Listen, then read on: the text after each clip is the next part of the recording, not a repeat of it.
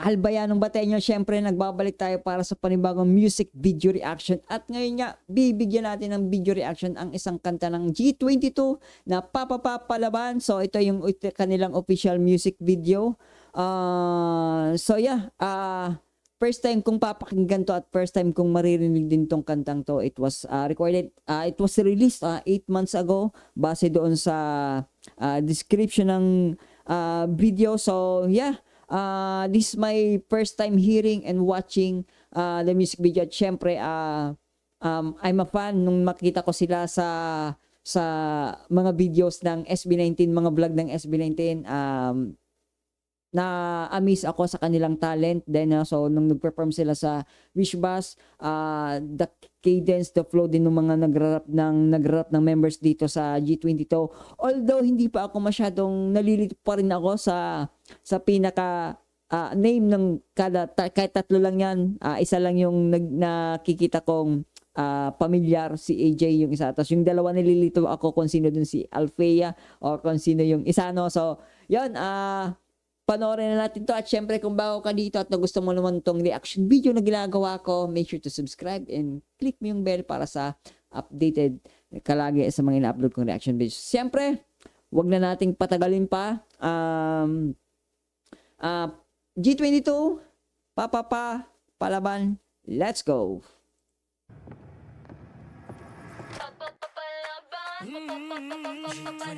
Let's go!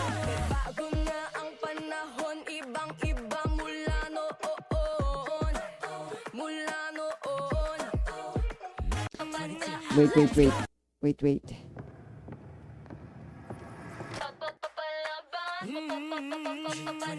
Let's go! Bago na ang panahon, ibang-iba mula noon. Yeah, sobrang inevitable yung changes kasi, no? So, gusto ko yon. And then, syempre, yung settings nila dito is more on something like in a government environment office, environment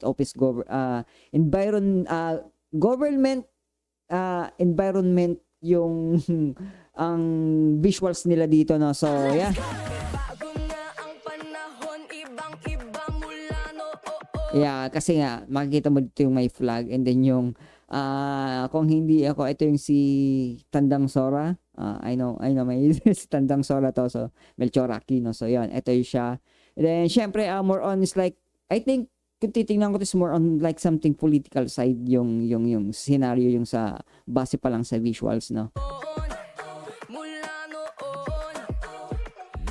Hindi na uso ang papayag lang, mananahimik lang ganon.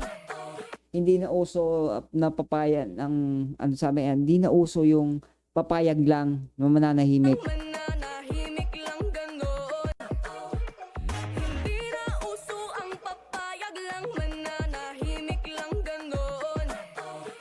Yeah, kasi way back naman kasi talaga, kaya nagkaroon tayo ng, although may konting disagreement din sa sa part ng like something sa political side. Ayoko masyadong mag-comment pagdating sa politika, no? So, pero syempre dati kasi ganoon parang tikim yung bibig. Pero ngayon kasi hindi na Dahil nga sa na yung social media, nag-blow na yung social media. So, lahat ng gusto mong sabihin about sa politika, negative man yan or positive, na ipaparating mo na ngayon, no? So, yeah, that's it.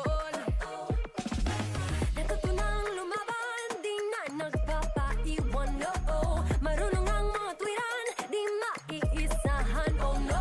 Hindi matatapakan at hindi bastang masasaktan. Kami ang tipo na hindi na. Yeah! Man, sobrang sarap sa tenga pag maganda talaga yung harmonization ng mga maganda sa tenga talaga yung pakinggan yung harmonization pag solid talaga yung mixing ng voices nila, man. Hindi na uupo at maghihintay lang. Kami ang tipo na hindi mahina. Yeah, okay. So this is as madalas kong sinasabi, hindi ako fan ng masyadong madaming miyembro sa isang grupo kasi hindi ako masyadong palatandain ng pangalan. So that is why mas gusto ko tong G22 na grupo kumpara sa iba kasi nga madali ko lang silang tandaan eh. Madali ko lang silang matandaan kung sino, although dahil nga first time ko rin din silang mabigyan ng sariling video reaction. So eto na yon. So I think this is the AJ. Dito lang ako na ito si AJ. Dito lang ako sa dalawa na to na kung sino si Althea at saka yung limot ko basta. So imagine dito sa tatlo na to na hindi pa ako masyadong pamilyar pero makikilala ko rin naman sila. Wag kayong masyado. So, ito yung gusto ko sa tatlo kasi nga madali ko silang makilala and then madali ko rin makikilala yung boses nila pagdating sa kanta dahil nga may kanya-kanya na silang texture sa yung tono nila, yung texture ng boses nila. So, yeah.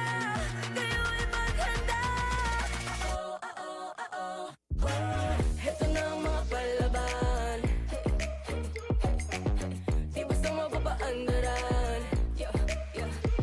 Marunong tumayo sa sariling paa. May talino at Yeah, sa tingin ko bukod dun kasi sa political side kasi dito parang yung siguro dahil nga mga babae sila yung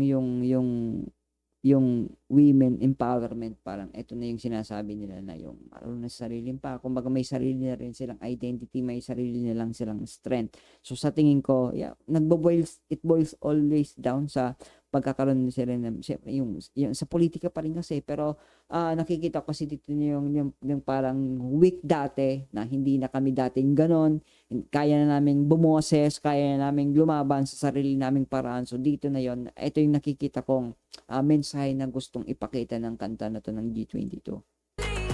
hindi mo kaya. Bago man ang panahon, handang-handa. Man, ewan ko pero ito lang yata yung pure Pinay na nagagandan ako. Ewan ko. Nagagandan lang ako sa kanilang tatlo. Handang-handa sa bawat hamon.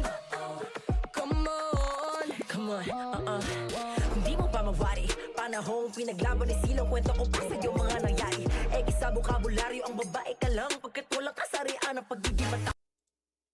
Yeah. Yun yung sinasabi ko dito na yun yung inilalaban nila dito na kung mo babae ka, wala ka ng boses, wala kang lakas, wala kang tapang. So, ito, women's empowerment yung gustong iparating ng G20 dito. And I like the flow na inispit doon ni AJ, no?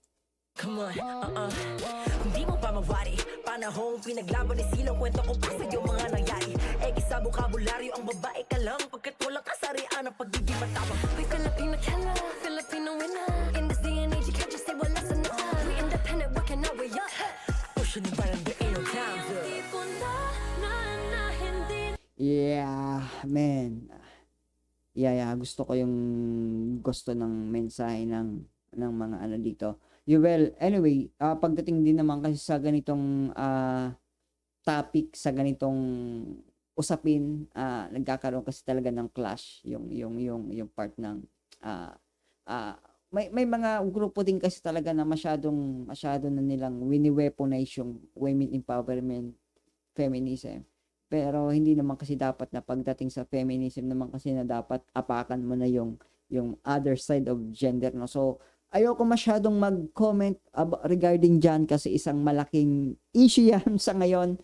Hindi lang sa Western, pati na rin dito, nagkakaroon na rin ng issue yan. Pero gusto ko yung sinasabi kasi dito ng babae na hindi na sila yung babae lang yung na yung babae ka lang. Yung sinasabi. Gusto ko yung ganon kasi may sariling tapang ang babae, may sariling identity ang babae, may sariling decision din ang babae. So, hindi yun yung dapat na hindi natin alisin sa kanila, no? Yung bigyan ng importansya yung babae. Pero syempre, magkaroon pa rin tayo ng kumbaga linya, bigyan natin ng boundary yung paggamit natin ng gano'n. Kasi yun naman talaga yung dahil nga women empowerment, feminism, dahil nga sa gano'n, dahil nga may sariling way ang babae, dinidegrade naman ng iba kasi sinasabi ko nga kanina na wini-weaponize nila yung ganong topic, yung ganong usapin para i-villainize yung sa men's side naman.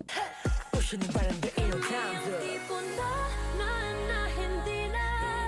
hindi na uupo at maghihintay lang. Kami ang tipo na di mahina, kaya kayo ay maghanda. Heto na ang mga palaban, di basta mapapaandaran. Marunong tumayo sa sariling paa, may talino at galing na hindi mo kaya. Mapapapalaban, papapadaan, yung tatatandaan, kami yung tipo. Man.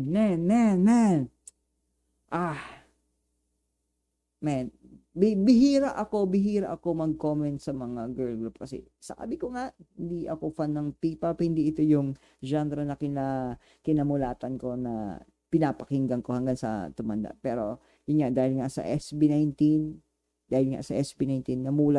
namulat ako sa ibang grupo, sa iba-ibang genre, no.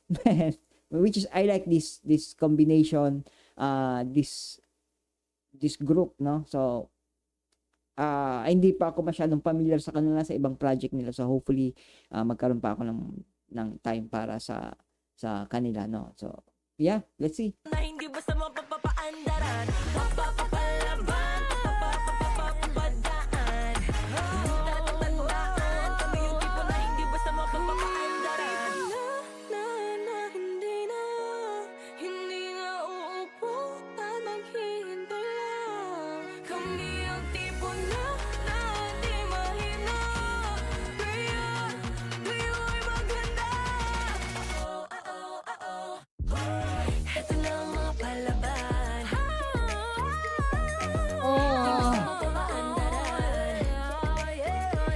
marunong tumayo sa sariling paa, may talino at galing na hindi mo kaya. Papapalaban, papapadaan, yung tatatandaan, kami yung tipo na hindi basta mapapapaandaran. Papapalaban, kami yung tipo na hindi basta mapapapaandaran. Yeah. God, they are gorgeous, bro. Yeah. Siguro crush ko tong nasa gitna. Yeah. Directed by Olson. Yeah, gusto ko makita yung lyrics. Sino yung lyrics? Sino yung gumawa? Sinong sumulat? Production drivers. Yeah, wala. Production lang to. Cornerstone Music, Cornerstone Entertainment. Yeah, wala bang nakalagay na ano? Sino yung lyricist? Artist, composers, Mart Sam Emmanuel Olvides of Flip Music, Pau Chavez of Flip Music, Jumbo de Belen of Flip Music. Rap written by AJ Yap. Okay, so si AJ mismo yung nagsulat ng rap part. Arrangers, vocal arrangers. Flip Music, okay. So si AJ lang yung nagsulat ng rap. Most of the lyrics is from members of Flip Music. Yeah, okay. Okay. Got it. Okay, got it.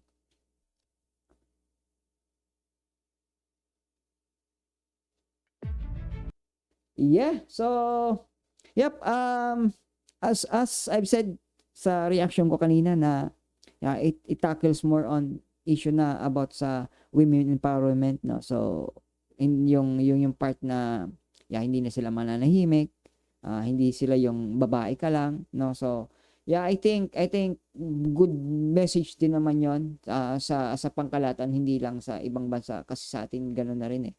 Kailangan na rin talaga lang yung sabihin natin niya, ano naman ako, let's say pabor naman ako sa equality pagdating sa babae at sa lalaki, no. So Pero syempre, sana iwasan natin yung pagkakaroon ng political side na nagkakaroon tayo ng ganyang usapin na dapat naman talaga, hindi naman talaga, totally hindi naman dapat pag-usapan, pero nagaganap dahil nga yung ibang tao wini-weaponize yung ganong issue, no? So,